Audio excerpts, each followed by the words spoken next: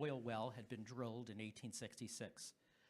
This work resulted in his book, Energy Without Conscience.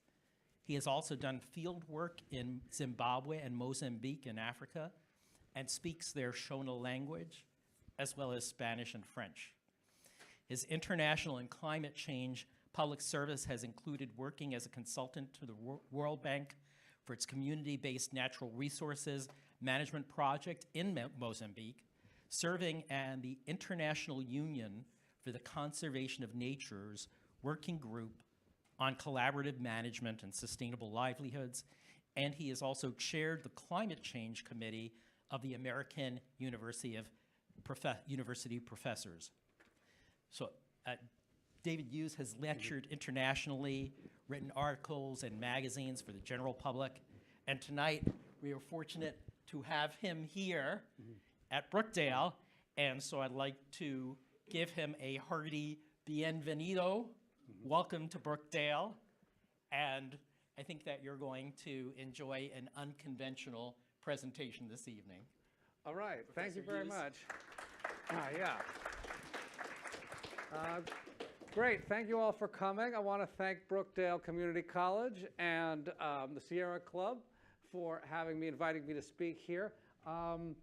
As Harold said, I'm going to be giving some material that comes from this book, Who Owns the Wind? I'll pass that around as a show and tell. It is for sale on the internet, and also anybody under 25 has figured out a way to rip this off on the internet, so have at it if you like. The title of my talk is Renewable Energy with Justice, and I will be laying out this energy democracy concept that Harold mentioned. And I'm going to do this in a kind of participatory way. So let's start off with reviewing. Maybe I'll use, I don't know what I'll use here. If I use this, you guys will have to crane your necks, but there are fewer of you. Can people hear me, by the way? Is this coming across? Yes. Okay, so what are the problems? Let's just lay them out. The problems with our current energy system. Non-renewable. Do you want to say, that's like putting it in the negative. What is it if it's not renewable? What do you mean? Okay, but you have the depletion of resources, right? So you have limited energy resources which deplete, right? That's what we'd have to say non-renewable means, right? Good, excellent. What else? What other problems are there? Wait, hold on. Yeah, good. Dirty. Let's talk about dirty, though. Dirty. Be a little bit more academic about that, if you could. It's not environmentally friendly? Right. So it's polluting. It's polluting. Harmful, unhealthy, and so on. Right? If we think about fossil fuels, even if we think about nuclear waste, especially in the long term, you have these problems. There was a word about democracy. Okay, all right, let's again, I like to define things by what they are rather than by what they're not. So, Mined by large companies and then sold to different states even, and that results in drives that are not maybe nationalistic, but that they result in competition between nations. okay. Certain places have energy and certain places don't, and it results in strife.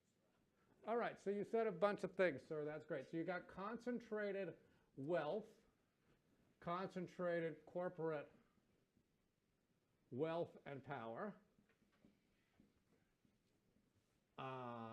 You said something else, which is that there's kind of resource nationalism very often,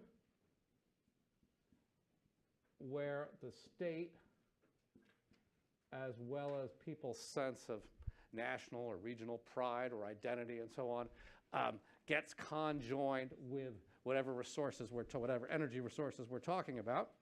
Good. What else are the problems with our current energy system? Well, the energy is too cheap. Too cheap. What do you mean by that? What's too cheap? I mean, if it's cheap, you waste it, right? So you end up being inefficient because the cost of energy is low. Okay, so let's talk about this wasteful, inefficient usage,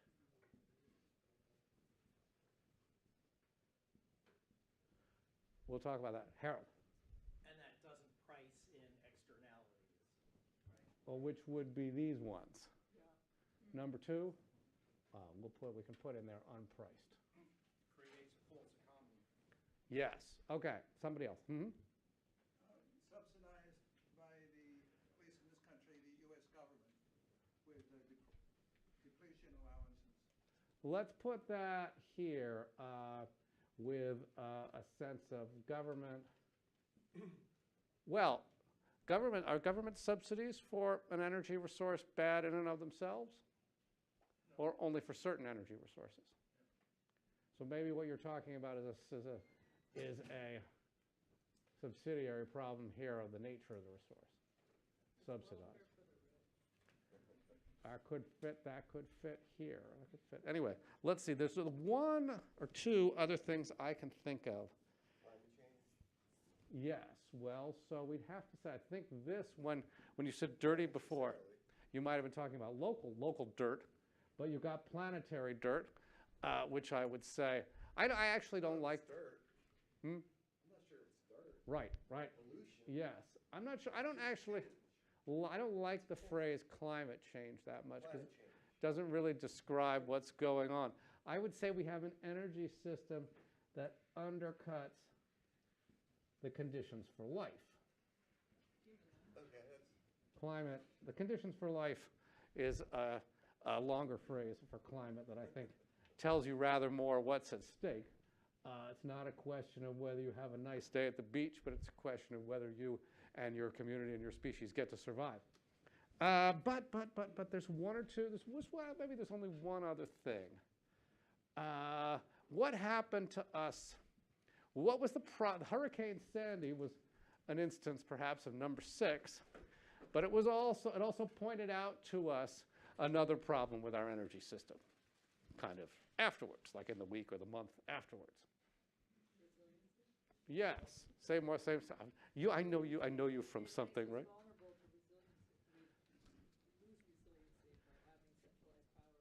Yeah, so it's a kind of brittle, vulnerable energy system that we have,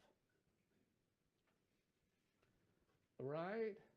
With a lot of large grids that depend on 1 or 2 interconnections here and there, which can be blown down by the wind or by a tree falling, this kind of thing. Yep.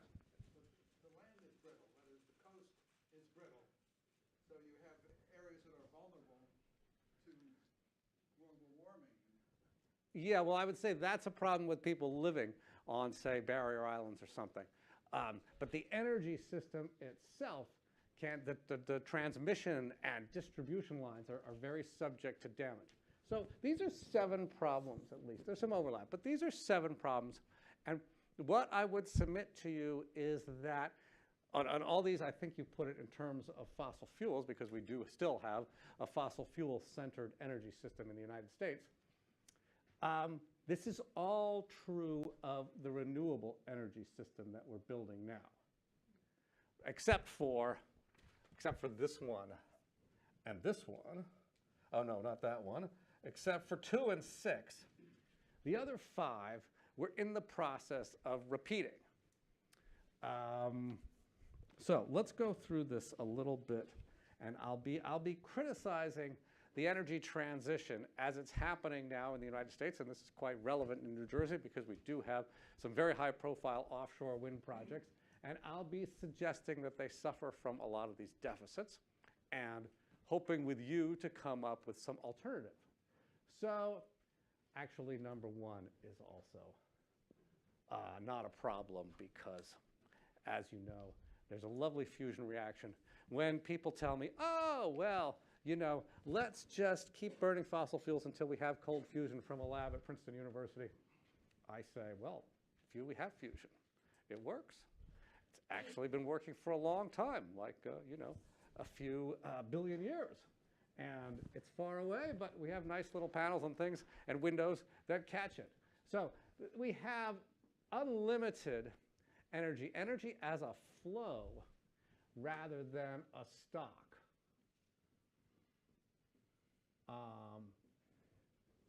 However, I can dwell on this for a tiny second here. The problem with flows is that they tend to be intermittent, right? Because, of course, the sun sets or the wind dies down. And the advantage of stocks is that, a stock being a storehouse of some kind, is that you can bank them. And you can bank them in very large quantities and so on, and then to draw down from them in what is a flow, but is in fact continuous then.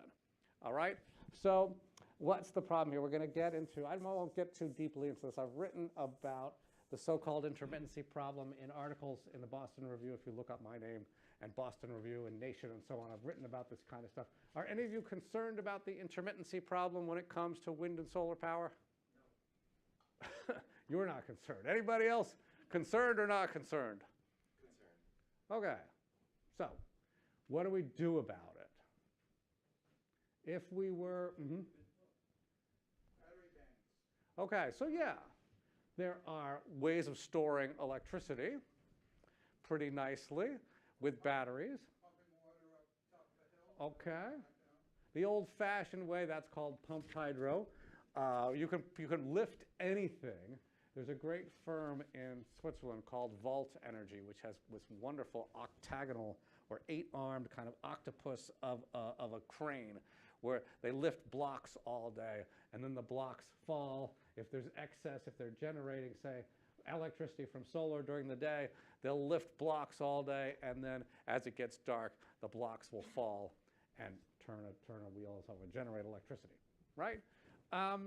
There are also ways of storing energy. If, say, for example, you're living in a house that has electric heating, you can, if it's, again, during the day, you can superheat your house during the day and then not heat it at all at night, but you've got that air, especially if it's a well-insulated house, you've got that air in there holding its heat overnight, right? So that's just storing energy in the form of heated air. Or if it's the summer cooled air, right? So I'm not too worried about any deficits that flows might have over stocks. But you'll be hearing from people going slow, from foot draggers, you might say, as well as from the fossil fuel industry. They'll say, well, you know, wind and solar, they're just not ready yet. We just don't have a good solution for intermittency, for the base load, and we're going to need something, maybe even coal, to cover the base load. I don't think so. And moreover, there is the other option of going without, like using less electricity, having the occasional power cut in the suburbs. You know, if you're talking about what's at stake being here, a little bit of a power cut is not that bad a thing, if you're fortunate enough not to depend on a medical device or something like that, right? So let's go through number 3. So fossil fuels tend to concentrate power through something that a colleague of mine, Michael Watts, calls petrolic violence. He's a Michael Watts. Repeat that once, I didn't hear. What'd you say? What was that? I didn't hear the term. Petrolic, sorry, you can't see well. Petrolic violence. Okay. That violence is, Michael Watts likes to maybe exaggerate a bit, but it's a form of power. So why is it that why is it that you can't just rock up to your country store and buy a flask of gasoline very easily and take it home? Well, you could do that, but it still has to be pulled out of the earth somewhere and Yeah, sort of refined, et cetera, et cetera. So right. economies of scale. So right. So good point. So oil coming from deep down, all hydrocarbons coming from deep down, it's a very capital-intensive process to bring them to the surface. And then it's also, of course, a volatile substance, so it needs to be protected in various places. So you build pipelines, you build storage tanks, you build pumps, wells, of course, and all that requires a vast amount of money. And as it gets harder and harder to produce oil, produce it in terms of lifting it out of the ground, because the easy oil has mostly already been produced. Now we're producing the hard oil from shale or from deep beneath the ocean and so on, or from horizontal drilling or fracking and all this kind of stuff involving methane as well. It's all very expensive, and there's a limited number of firms that have that kind of money and expertise and have that ability to boss governments around to get their way, right? So you basically end up with these constant, this small number of extremely powerful and wealthy corporations which also capture states and capture regulatory and legislative processes and end up, it's not fair to say, ruling the world in important ways, okay? And all that is partly because of the nature of the hydrocarbon chain, its volatility, and so on, right? Because you've got to combust it. And this is even more true of fissile materials used for nuclear power. Very dangerous substances, very expensive to produce, in requiring great conditions of security. So states and a small number of firms are also in control of the nuclear industry, mostly states actually. So we have an opportunity as we move away from those kinds of energy-dense, volatile materials into safer materials. We have an opportunity to open up the entire sector, right? And I'll tell you kind of what's at stake here. I cannot remember the numbers of this, but from a hole in the ground that's less than a meter across, as an oil well, you can power an entire city. And that oil well takes very little space on the planet's surface. Especially if you're from New Jersey, you're used to thinking about refineries and pipelines and things, and all that seems possibly kind of ugly and to take up a lot of space of things you might want to do other stuff with.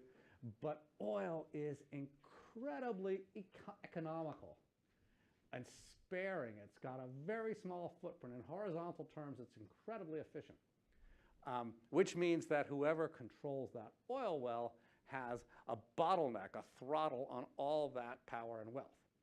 Now, renewables, particularly when I'm talking about, when I say renewables, I'm really talking about wind and solar. Yes, but that hasn't been quite developed to such an extent. So I just want to say I'm talking about wind and solar because those are the two that I know most about. They are distributed across the planet's surface like a platform. And from an area this big, you won't really get much at all.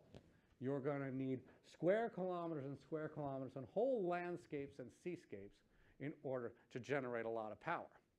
So in theory, that gives all of us access, right? Because sunlight and wind are everywhere in small enough quantities for a community or a household to control some of it. And harvesting it, even though, a solar panel might cost $1,000. It's not cheap. But these are not super expensive, super high-tech things, right? And not a small household, 5 kilowatt, 10 kilowatt, wind turbine. It's not a big deal, right? So there's the opportunity for a widely distributed Ma and Pa household-level generation of electricity. That opportunity is provided by the resource, by wind and sun, in a way it's not provided for by oil or nuclear power, all right? So what do we see instead? Do we see small-scale, little 5 and 10 kilowatt? When I say, that might be a rotor diameter of 4 meters to 2 to 4 meters. Do we see that? Yeah, rooftop solar. We have rooftop solar, that's good. But we don't see that so much in wind.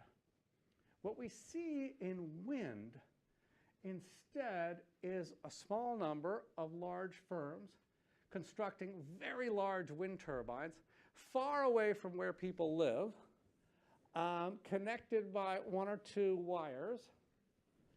We see a kind of replication of these problems. We're talking about number 3 here at this point. We see a kind of replication of those problems, right? And so here, I'm going to be critical of what's happening in New Jersey. It's not something I've studied directly because, as Harold mentioned, I've studied this in Spain, but I saw all the same problems in Spain. Let me see how I'm doing for time here. Hold on. Because I could talk about Spain all night. What I saw in Spain, I spent about 6 months in the village or the settlement in the world most surrounded by wind turbines.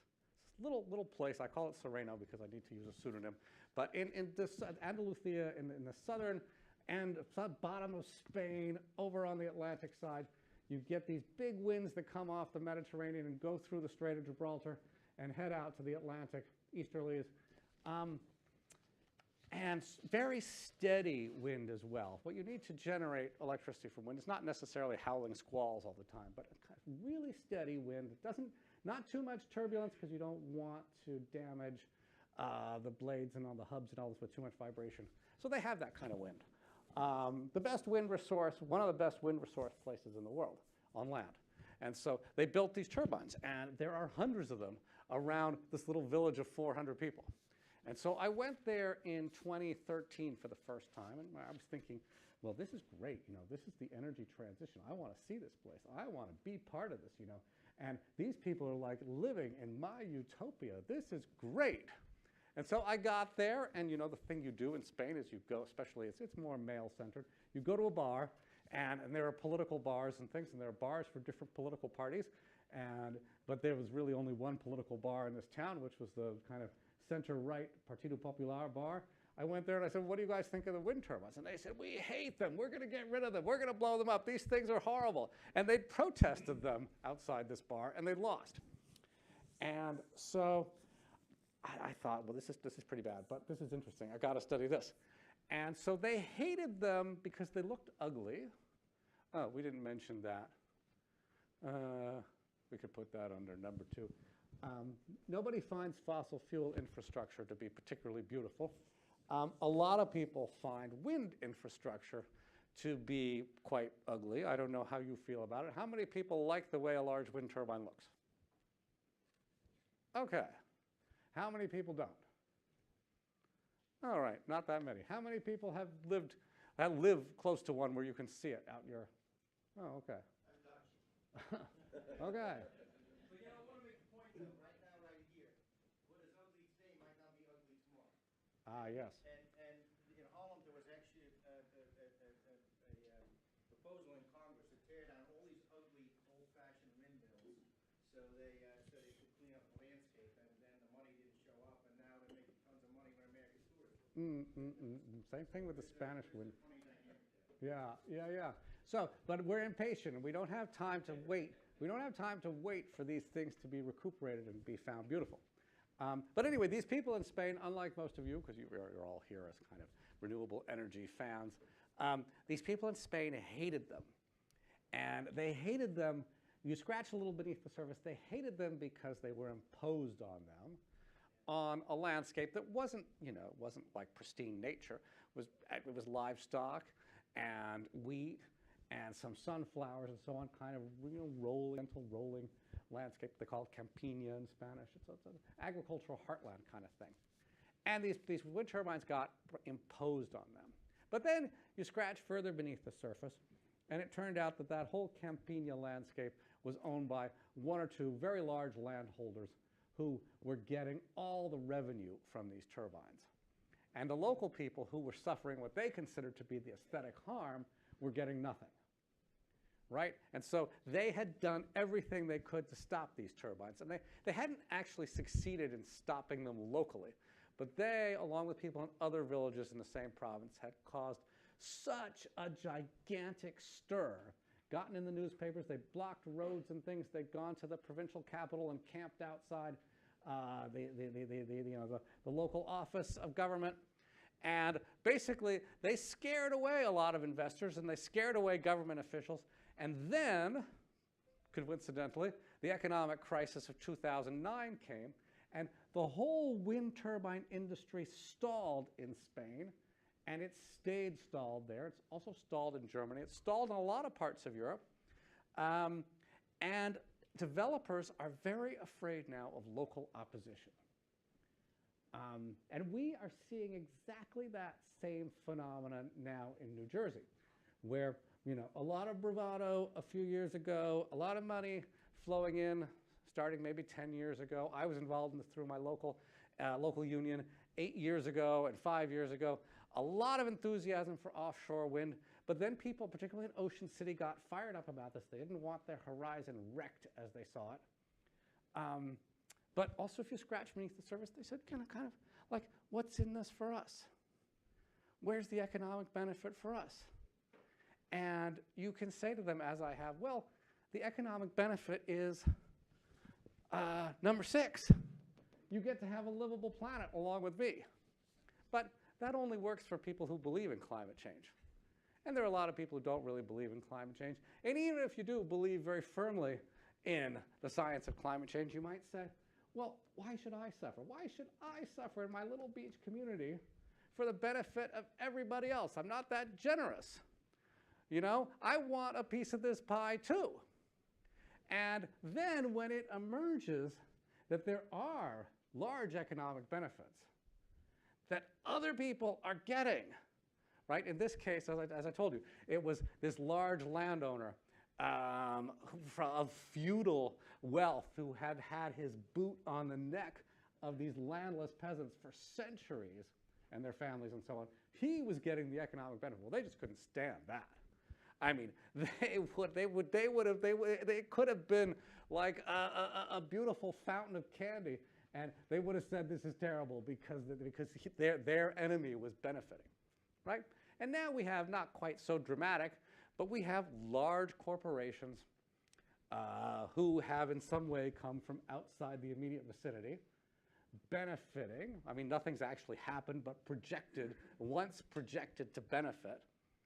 And people in these local towns are saying, well, what's in it for me? Why should I have to look at this thing every day, which is a cash cow for somebody else, right?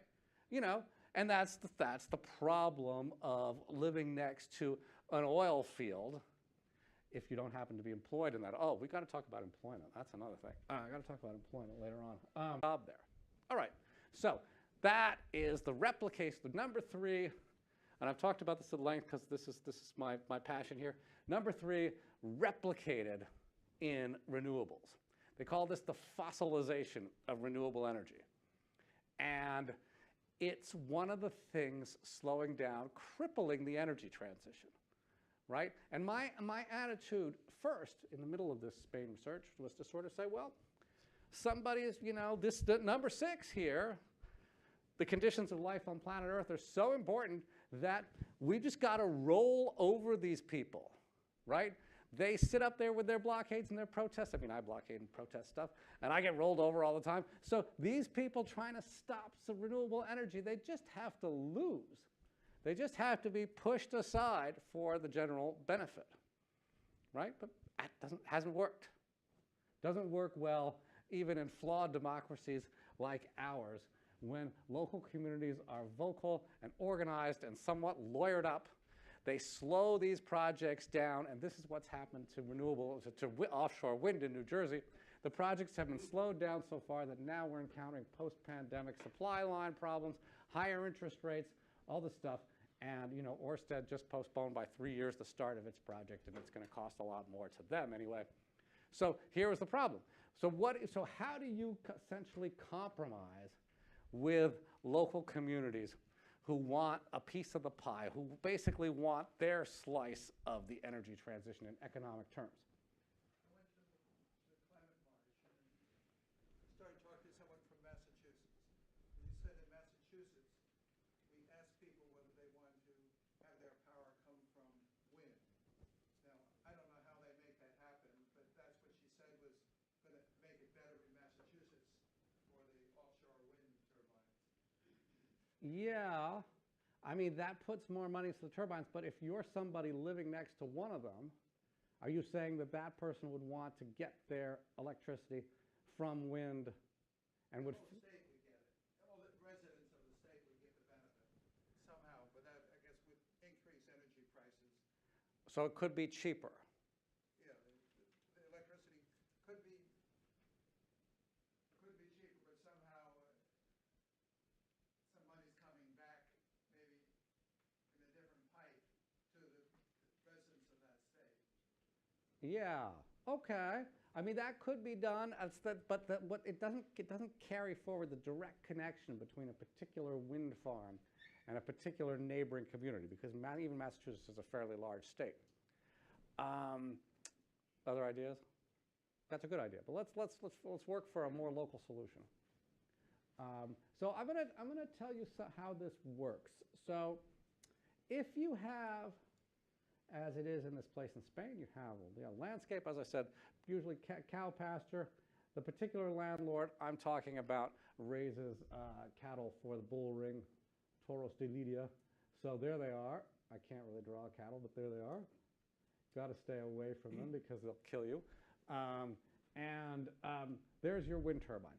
And there's a little area around here, about the size, half the size of a soccer field.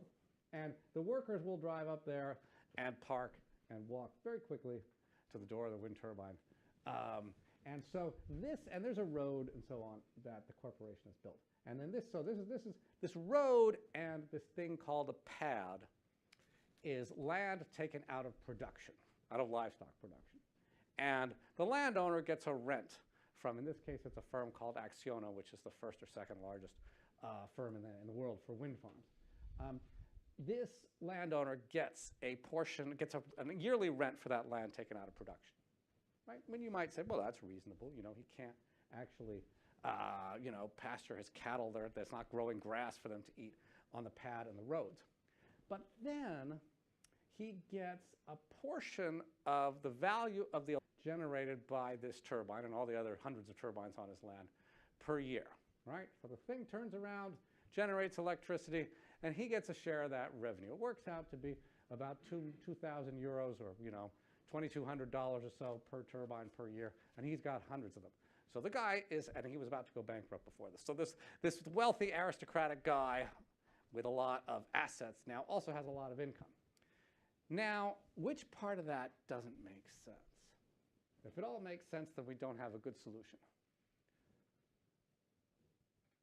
Why should this guy get a portion of the electricity generated from this thing, in addition to the ground rent? Like, here's wind coming from the Mediterranean going to the Atlantic and pushed by air pressure cells and things that have nothing to do with his agriculture or his land or his creativity or his investment or anything you might want to reward him for. It's just a property of the planet, right? And so if you want to, there are all sorts of theories about why somebody deserves to earn any money at all. Maybe it's on the basis of work. Well, he hasn't worked for that wind. Maybe it's on the basis of investment, but he hasn't invested anything in that wind. It's the wind farm company that invested. I don't know. Yeah? How about the opportunity? The opportunity cost to him. Well, that's compensated for by the rents for the ground. But he's providing the opportunity to put that up. Yeah. Otherwise, they wouldn't have it. Otherwise, so he could negotiate a very high rent for the pad, absolutely. Haven't put any numbers out there. I'm just talking in very abstract things about the logic. On the price that he's getting for the windmill. He could negotiate a high price for rent if he wanted to, right? But there's still something left over. These are what are called wind rights. Well, I'm talking about wind rights and land rights. Land rights for the pad and the road, and wind rights for that portion of the value of the electricity, which we could also call royalties. If it were mining subsurface, we would call it royalties. So let's just flip things around 180 degrees, and we're up in the sky, supersurface, and we're talking about royalties for wind. This is an area of law that isn't really well adjudicated. In most countries, subsurface rights belong to the state or to the province or something. The US and coincidentally Spain are actually very unusual in that landowners also hold subsurface rights. It goes back to our colonial history of mining and prospecting and things like that. But that's not usual. In most countries, the theory is that the landowner owns the soil and the productive value of it, but not stuff that's deep down because they didn't create that or invest in it. So it's possible, still possible, in many countries to sever these things, sever wind rights and land rights. And then you would say, well, the wind right belongs to some other entity, and figuring out what other entity is a little bit tricky. You could say it's the if you're nationalizing wind rights, well, then it belongs to the whole country, or maybe it's at some municipal or provincial or local level. Maybe you could be really creative about it and say it's at the level of the view shed. So whoever has a view of this turbine is part of the wind rights holding collectivity, right? And in that case, those people have, not only do they have access to whatever money they can sell the wind rights for, but they have authority over negotiating the contract with both the landowner and the operator. They become one of three parties in this whole thing, right? And so they can strike a deal that they want, and they can also get into the very specific battles about the design of the turbine, about the siting of the turbine. And one of the fascinating things in terms of turbine design is that turbines have to be 7 rotor lengths. Well, because of wake effects, which cause turbulence, you want your towers to be 7 rotor diameters apart from each other, which means that the larger the turbine, the fewer of them you can have in a given area, right? And the smaller the turbines, you can pack them in more densely. And putting aside questions of elevation or rotor height, those are important, but put them aside, the amount of electricity that you can generate from a horizontal square kilometer is independent of turbine size, right? Which means that, you know, hundreds of small turbines, of the 5 kilowatt turbines or something, will give you as much as some of these huge turbines, one of these huge turbines on the same land area, right? Now, the tricky thing is that that doesn't actually, so what you could say is what a local community might want is they might say, well, we don't want this large ugly thing that we see from far away. We want lots of small ones, you know, lots of them. I did a little modeling because I was doing research in Greece after the Spain thing. It got cut short by the pandemic.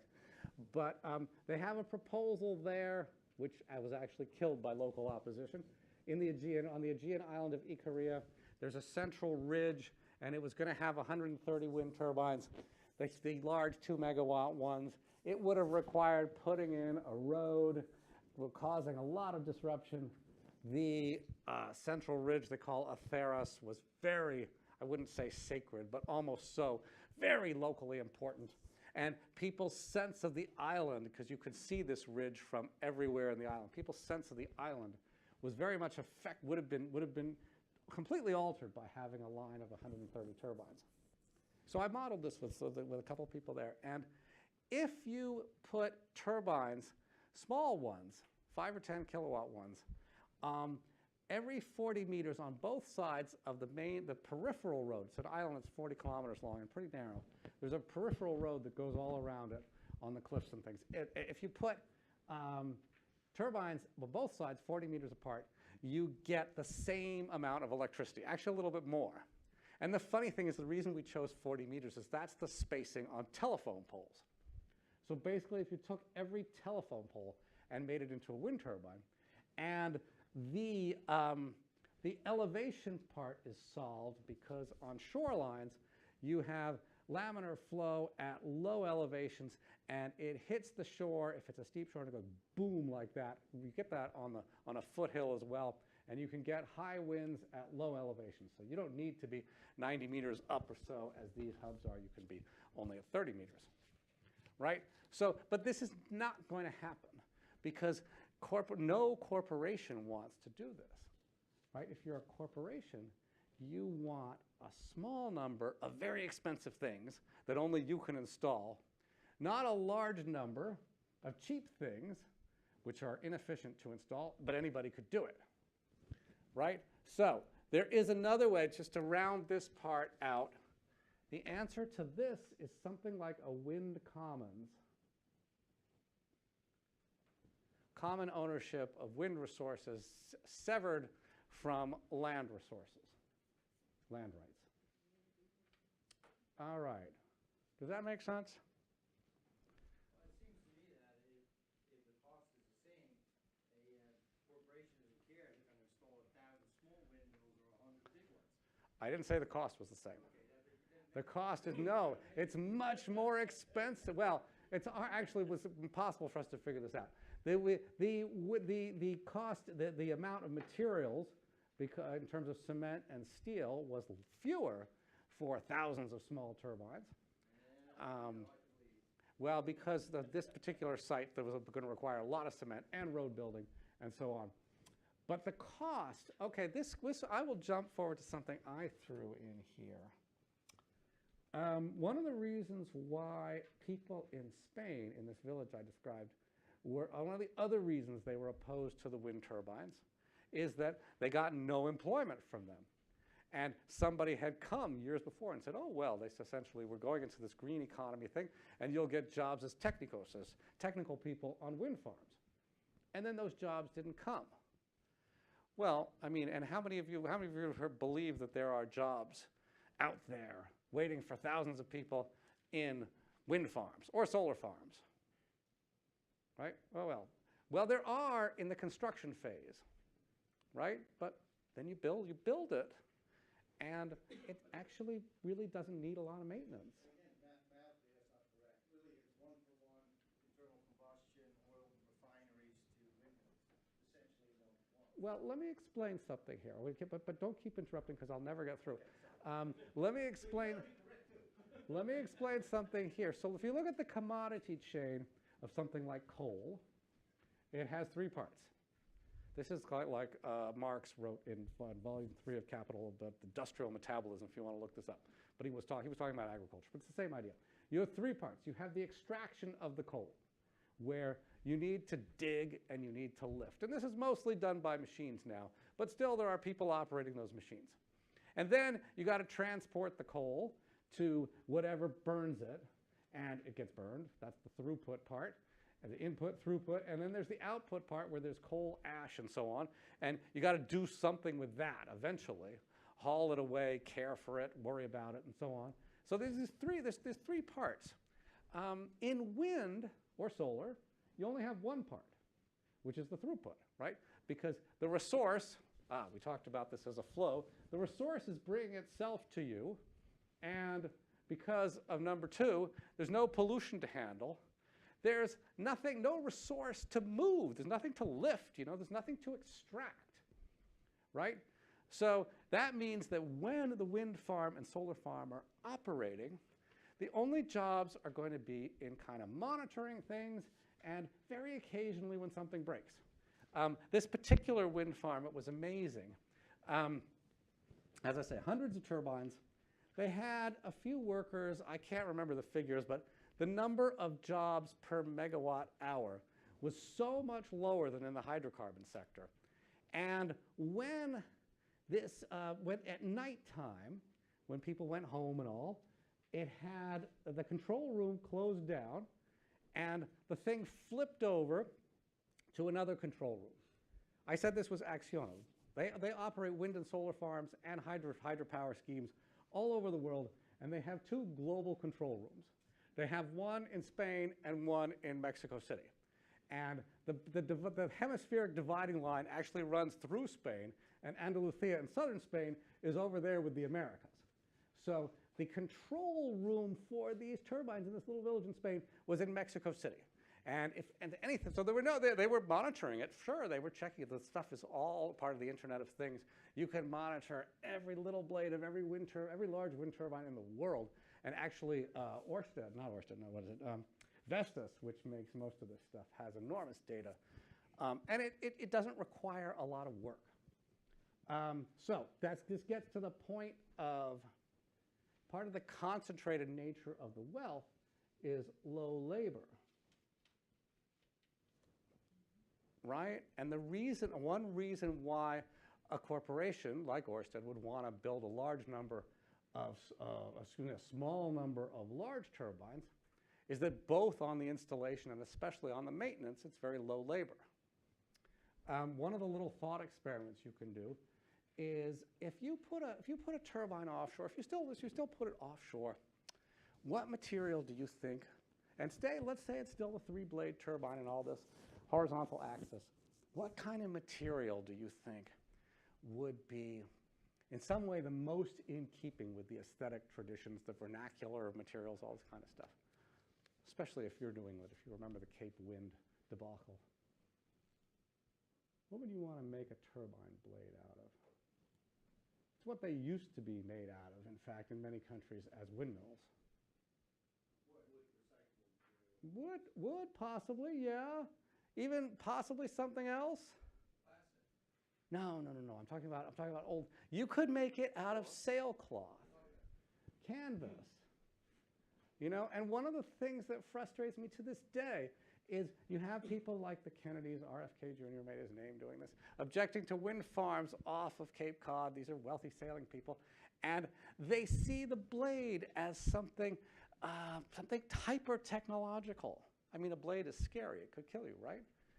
And we make the blades out of the most frightening materials, the most high-tech materials, which are foreign to people very often. Why not make them out of sailcloth? You know, of course, it would wear out immediately. And then you'd have to hire somebody to go replace it. And you'd have to have a little industry of wind turbine sailcloth makers, right? But it would be acceptable, I think, to local communities. One of the problems, I could actually group this some way. We have a kind of a technologically driven energy transition where people are very concerned to put up the most efficient wind farm. And the most efficient wind farm will have carbon fiber blades that are, 50 meters longer, 50 meters or longer, right? But that's not efficient when it's not installed. The least efficient wind farm is the one not built. The wind farm built of 1,000 tiny wind turbines out of sailcloth, which are always breaking down and costing a lot of money to replace, is more efficient when it's built than the high-tech wind farm not built. And people are opposing in droves the high-tech wind farm because of various factors connected to number 3. I've probably talked about that enough. Let's see. Let's talk about number 6. Number 7. The brittle, vulnerable nature of our current grid. Our current grid is designed around explosive resources, which require some buffers, safety buffers and things around them.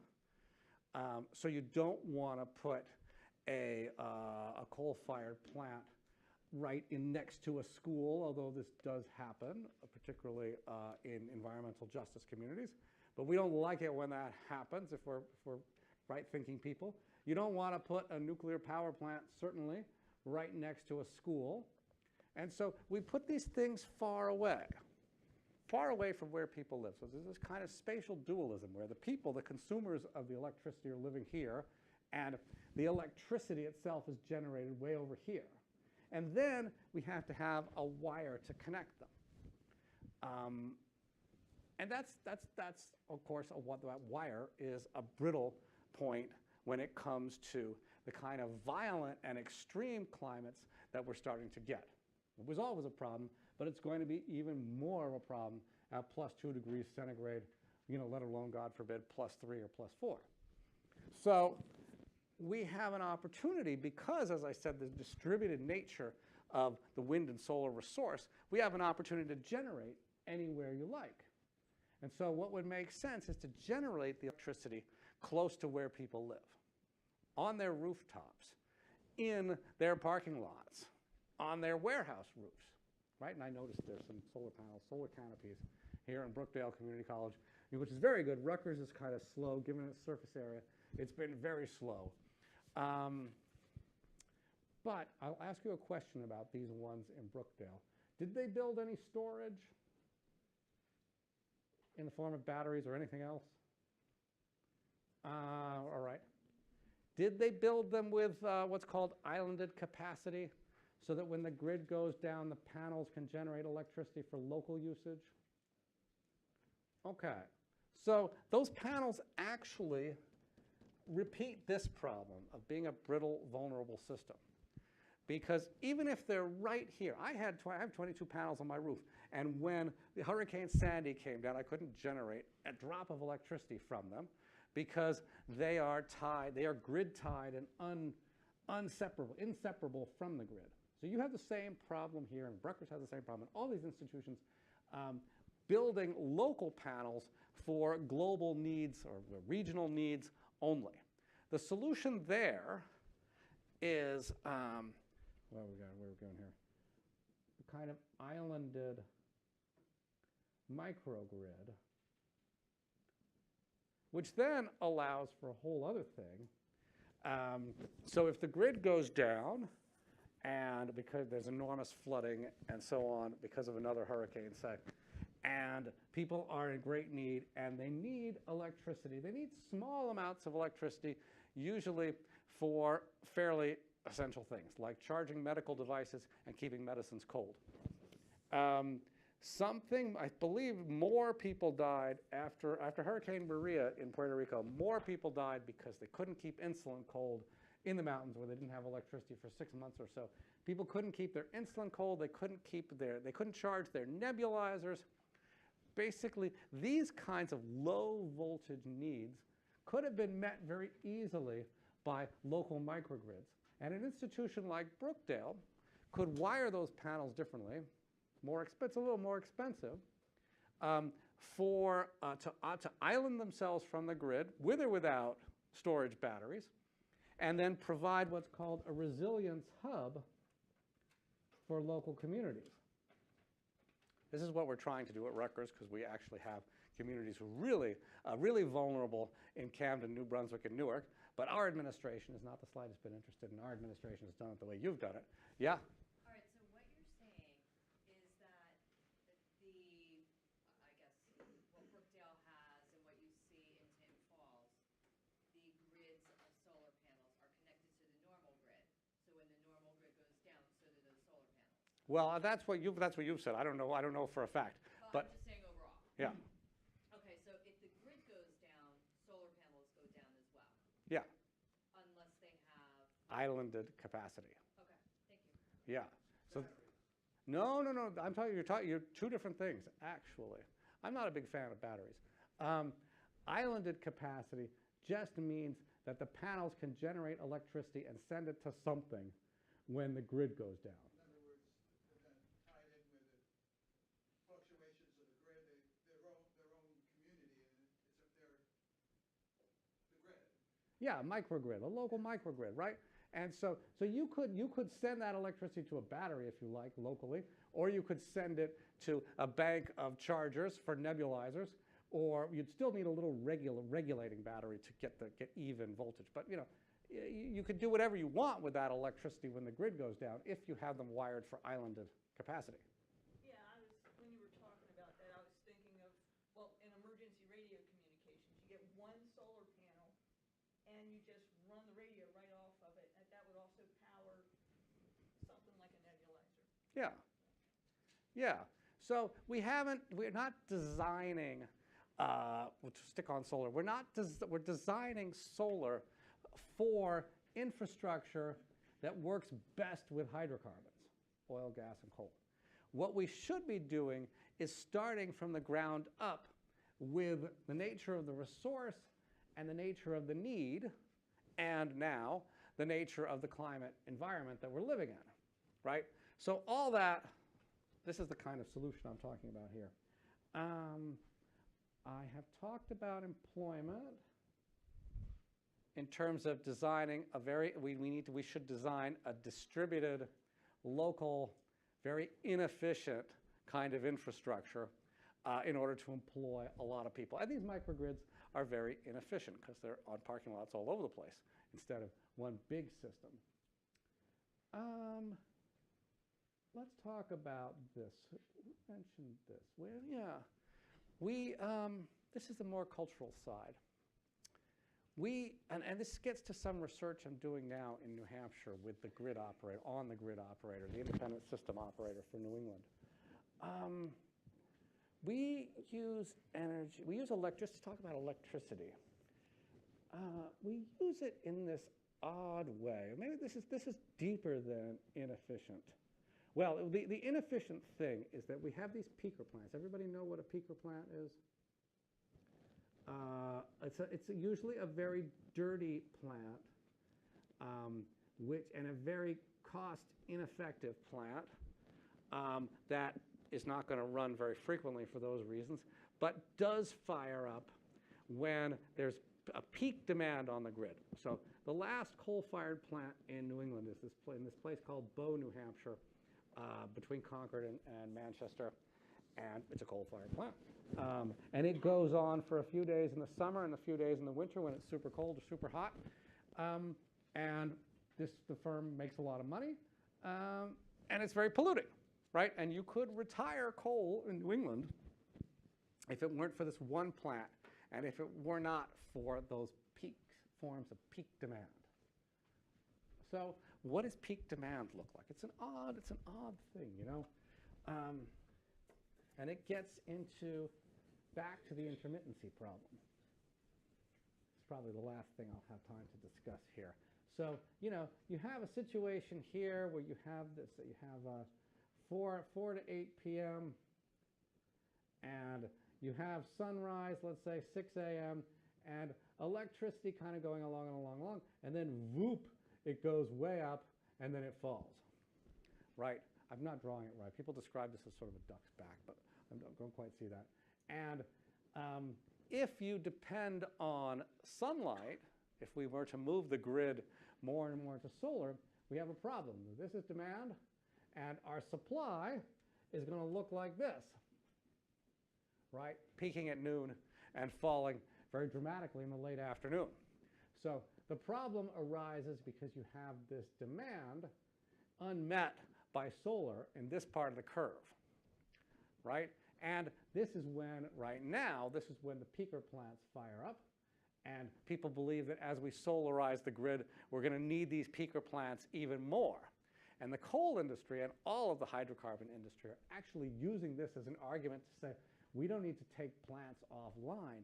We need to build more plants. The one just defeated in Woodbridge, one of the arguments that Covantus and various enablers in the Woodbridge City Council used, one of the things they said is that we need to meet demand here, and it's going to get worse because people start charging their electric cars when they come home and so on, and we have a problem.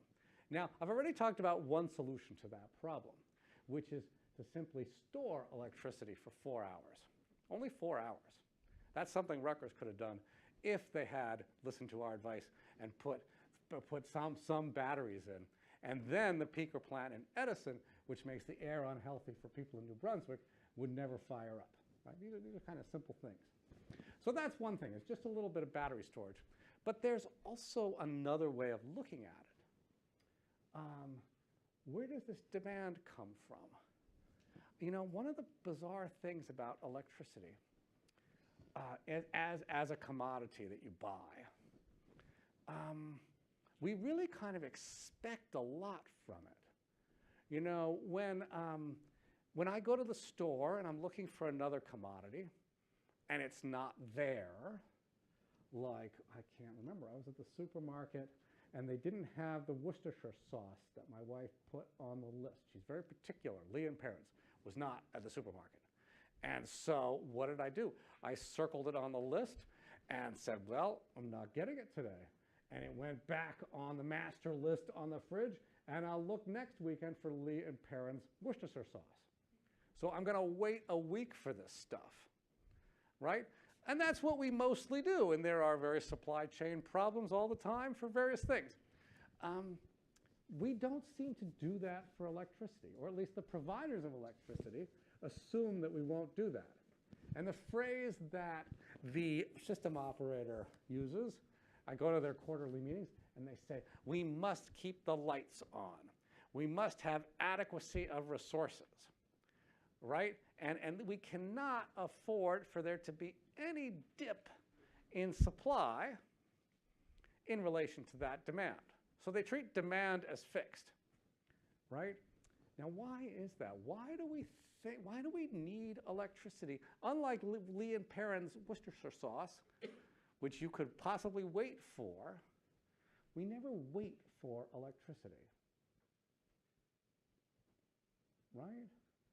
It's a little bit odd. And I understand, again, I do understand the person on a medical device cannot wait for the next breath of air for very long.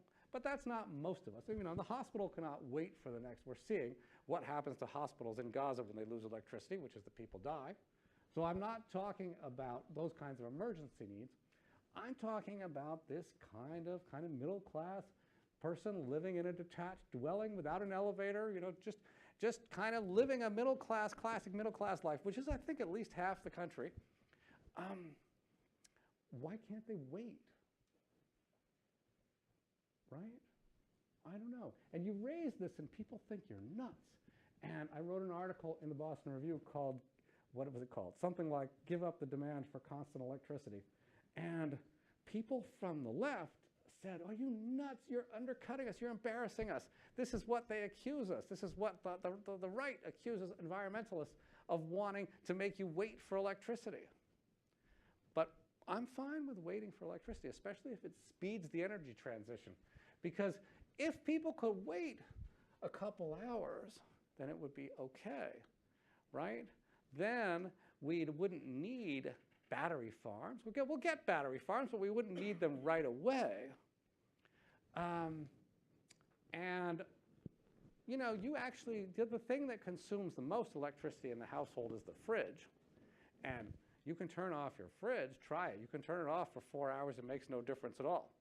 You can turn it off for 4 days if you're careful and only open it twice a day, which is how I got through Hurricane Sandy. We only had 4 days of power cuts, and you know, we made a little list of what we were going to take from the fridge in the morning, grab, and in the evening grab. And this may sound like hardship, but it's hardship that we're used to when it comes to other commodities like food. We're used to waiting for some of it. And it's hardship that is much easier to bear than, you know, the kind of insult to the conditions of life that we're starting to get in the climate transition, in climate change, in the climate crisis. So to summarize here, I'm suggesting that a technologically driven energy transition promoted by large corporations, benefiting large corporations, based on large, super high-tech infrastructure that is centralized, is not actually working because there are too many people opposed to it for reasons good and bad. Even if it did work, it would replicate a lot of the social harms that we already have. So maybe there are good reasons for it not to work. And that we have within grasp a whole alternative, which I'm calling energy democracy, this whole alternative which is something locally controlled, something small scale, something high employment, something based on local vernacular architecture and forms, which you might find beautiful. And the only thing we might be asked to do is wait a little bit for electricity now and then, which to my mind is worth it for the sake of survival. So I'll leave it at that, and we don't have a whole lot of time, but I'll take questions and things. Yeah. Oh, thank you. Thank you. Thank you. Hi, I'm Amy Goldsmith. Yeah. From Clean Water Action. We've been on calls and things. Yes, yeah. we've been on calls in Power, New Jersey, fighting the beast. Why would, if we had energy efficiency, like even getting rid of, like there was a program long ago in New Jersey, like the utilities would take away your inefficient fridge, you know, and if we got rid of all the inefficient fridges, we could shut down a power plant. And so why not do that to at least minimize this issue of wait a little, where some people really have no tolerance for and will get, you know, like I've talked to many people who just say, I want to run this and that, and like they don't have any consciousness about why they should contribute to the rest of the world, right, in a good way.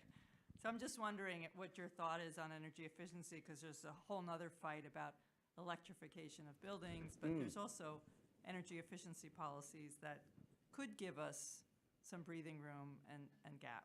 So do you have any thoughts about that? Yeah, that's a great question. I mean, so I'm sort of an all of the above guy in that limited sense. You know, and what I should have said from the very beginning is that none of this is actually addressing the major problem. The major problem is that we're burning fossil fuels.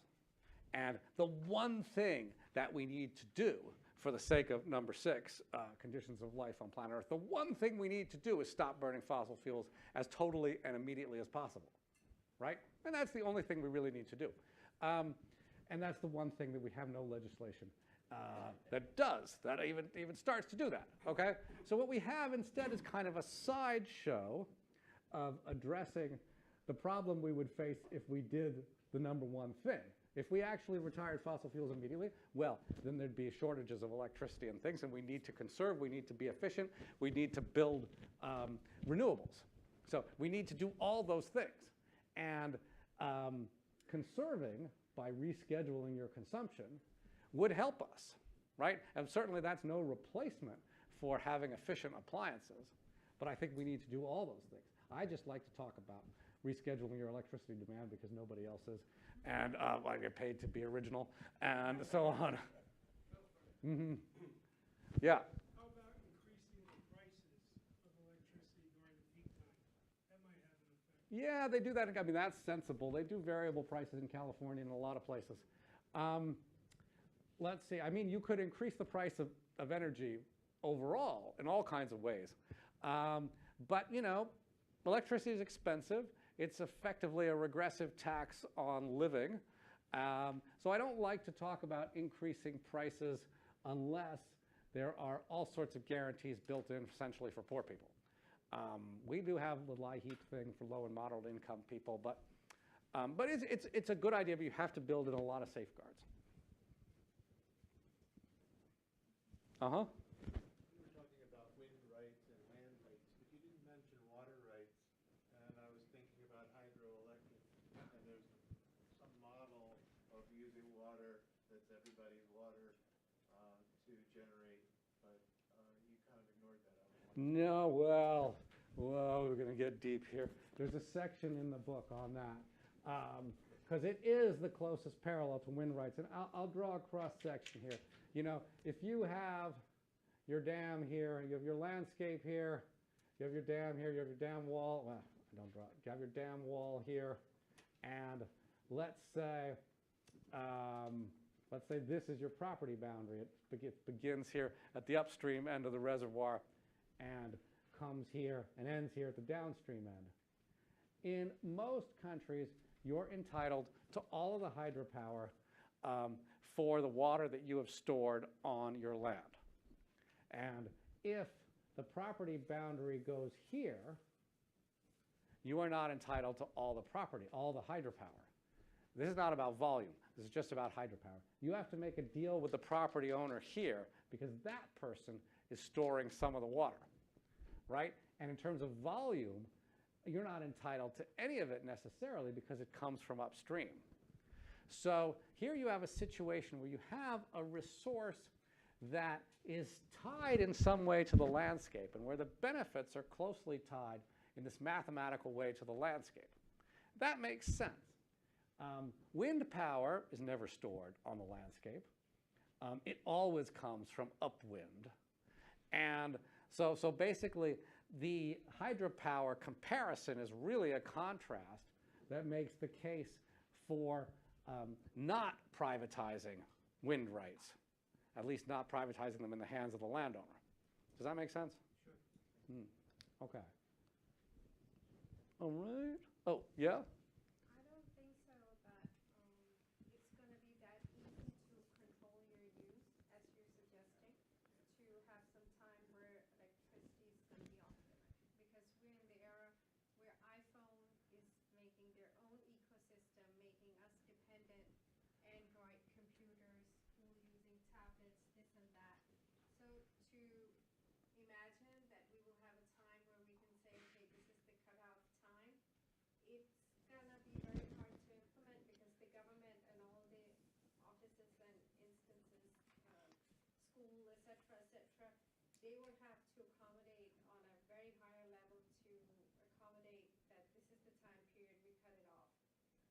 Well, I could to look at the iPhone or the cell phone. Nowadays, we have lots of devices that we charge, including cars, which means they're not hardwired into the grid. And you have a choice of when you plug it in, right? And so that already puts in the hands of the consumer a lot of decision-making authority that they didn't have before, didn't know they had before. Like, most people can't unplug their fridge because the plug is behind the fridge, right? It's absurd.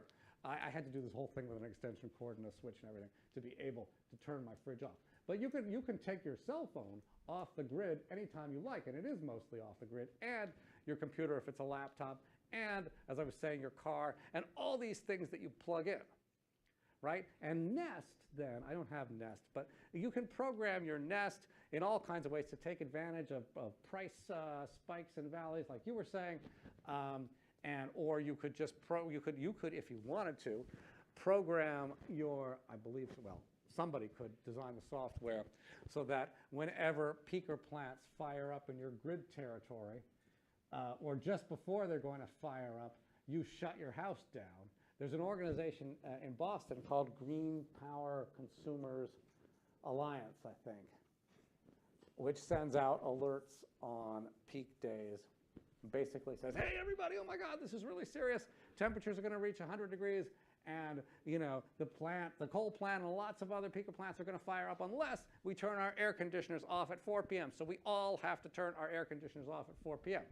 And if they had 10 million people on that list, it might work. But they only have like 10,000. But that's the thing that I think that all these devices you plug in may actually help in that way. It makes people more conscious anyway. One of the things that I should finish off because people are starting to leave. One of the things that we need a certain amount of mindfulness about consuming energy that we don't really have in the US. And given that consuming energy causes harm, we should be particularly mindful of it. It's like if every time you turned on a switch, some kind of a big bat came and hit your cat from the ceiling, you'd think, whoa, I better not turn the switch as frequently as I have been, right? And you'd get very mindful of it. And I just think that's what we need. And fortunately, some of these devices, not all of them, at least give us the knowledge that we can be mindful with. So I'll leave it at that because I'm out of time. All right, thank you, thank you.